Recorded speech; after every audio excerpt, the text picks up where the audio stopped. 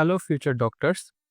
So SSC 2024 batch তোমাদের মধ্যে যারা দেশের বাইরে এমবিবিএস করার চিন্তাভাবনা করতেছো, দেশের বাইরে পড়ার আগে কিছু বিষয় অনেক ইম্পর্টেন্ট থাকে, যেরকম ফার্স্ট অফ অল হচ্ছে ইউনিভার্সিটি সিলেকশন।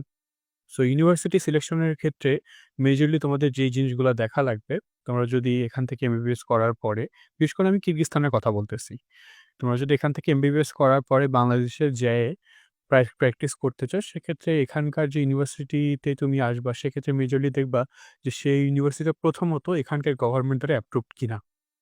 যদি এখান থেকে অ্যাপ্রুভড হয়, ফার্দার তুমি দেখবে সেটা WHO দ্বারা অ্যাপ্রুভড কিনা। তারপর মোস্ট ইম্পর্টেন্ট যেটা বিষয়, সেটা হচ্ছে যে সেটা ECFMG অ্যাপ্রুভড কিনা।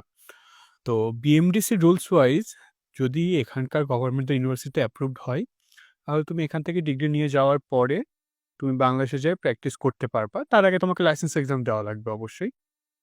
তারপরে তুমি যেটা দেখবে সেটা হচ্ছে WHO অ্যাপ্রুভ কিনা। এটা তো মাস্ট, অনেক বেশি ইম্পর্টেন্ট দেখা লাগবেই। এছাড়া ইসিএফএমজির যে বিষয়টা, ইসিএফএমজির অ্যাগ্রিগেশন আছে কিনা, স্পন্সর নোট আছে কিনা তোমার ইউনিভার্সিটির, সেটা অবশ্যই দেখা লাগবে। কারণ এখান থেকে এমবিবিএস করার পরে, ডিগ্রি নেওয়ার পরে তোমাদের মধ্যে অনেকেই চিন্তাভাবনা করবে যারা ইউরোপে যাওয়ার, ইউরোপের যে কোনো দেশের লাইসেন্স এক্সাম দিয়ে সেখানে প্র্যাকটিস করার।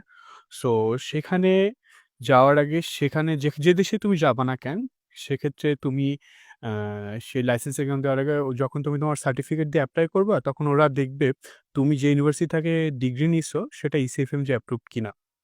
যদি অ্যাপ্রুভড হয়, তাহলেই তুমি সেখানে লাইসেন্স এক্সাম দেওয়ার এলিজিবিলিটি পাবা। আদারওয়াইজ তুমি পারবে না। সো এই বিষয়গুলো অবশ্যই তোমরা নোট করবা, যারা দেশের বাইরে এমবিবিএস করতে আসতেছো।